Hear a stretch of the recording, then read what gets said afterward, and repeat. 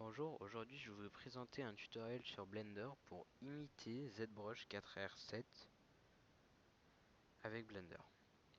Vous aurez d'abord besoin de trouver une nouvelle scène, de la passer en mode cycle de préférence, puis d'ajouter en faisant Shift A une ellipsoïde dans la catégorie Metaball. Cette ellipsoïde va vous permettre de créer un modèle de base comme dans ZBrush. Vous aurez ensuite besoin, après avoir créé cette ellipsoïde, de créer un clone de cette ellipsoïde qui sera directement lié à cette ellipsoïde basique. Pour créer ce clone, vous aurez besoin d'appuyer sur la touche Alt, puis la touche D de votre clavier. Une fois ce clone créé, vous pouvez voir que si vous déplacez une de vos deux métaballs, l'autre va être directement déplacée avec elle. Cela permet de créer deux modèles de métaballs qui iront ensemble et qui seront égales quoi qu'il arrive. Mais ce n'est pas ce que nous recherchons directement. Je reprends. Une fois cette ellipsoïde créée, vous aurez besoin de prendre son deuxième modèle et de le scale en Y ou en X en -1. Cela permet de créer un miroir pour les métaballs. Je n'ai pas trouvé d'autre moyen dans Blender pour créer un miroir avec des métaballs. Celui-ci fonctionne très bien, je n'ai donc pas ressenti le besoin non plus de trouver un autre moyen. Cela vous permet de créer la structure de base de votre modèle qui pourra être sculpté ou bien édité par la suite. Je vais créer un modèle assez rapidement, comme cela. Vous pouvez l'éditer comme vous voulez. Les modifications seront directement reportées sur l'autre modèle.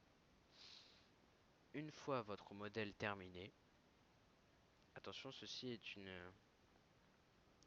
une action qui sera irréversible. Vous devez le sélectionner en entier, c'est-à-dire vos deux systèmes de métaballs, faire Alt-C et les transférer en mesh. Maintenant, ils vont pouvoir être édités normalement.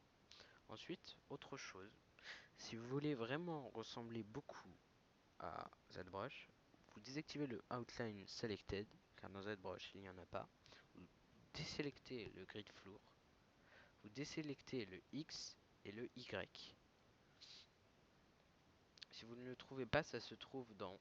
Vous appuyez sur N, vous allez voir vous mettez votre curseur sur votre 3D View, vous appuyez sur N et vous allez voir sur le côté une option nommée Display. Vous cliquez, vous décochez toutes les cases et vous décochez X et Y.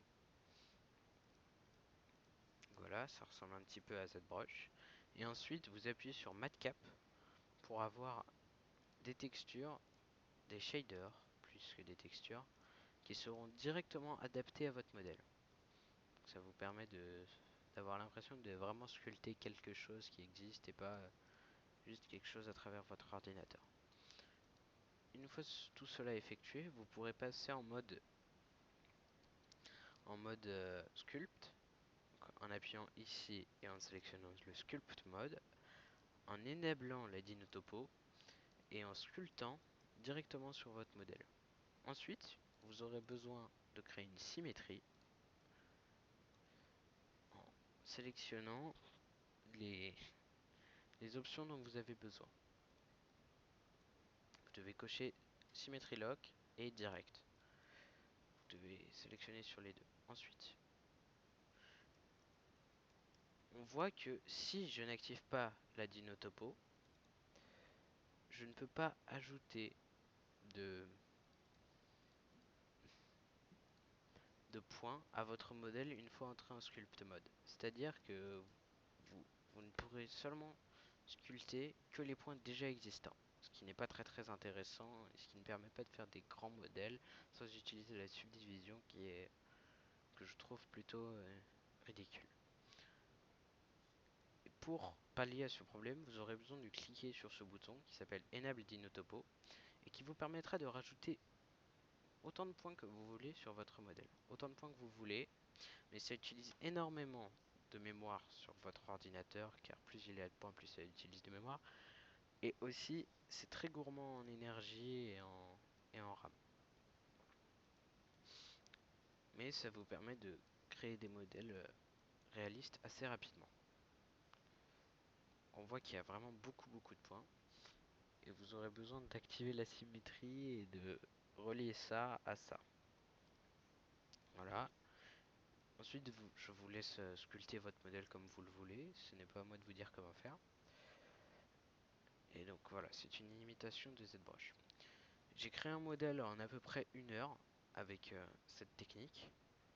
En à peu près 1 heure, alors qu'avec un modèle normal de Blender, ça m'aurait pris bien plus de temps. Il n'est pas totalement fini, il n'a pas de dents, il lui manque une patte ici, une griffe ici, je veux dire. Mais sinon, il est relativement fini. C'est un Vélociraptor, enfin un essai de Vélociraptor que j'ai créé en 1 heure.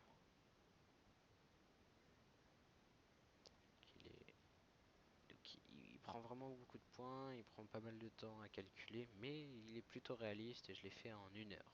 Ce qui est quand même assez impressionnant par rapport aux autres techniques de Blender, par exemple le mode edit où vous êtes obligé de faire comme ça, mettre le mode miroir, de vérifier que c'est bien le bon miroir, comme ça, puis d'extrude, d'utiliser des choses compliquées avec des nœuds barbares au lieu de juste simplement utiliser des métaballs.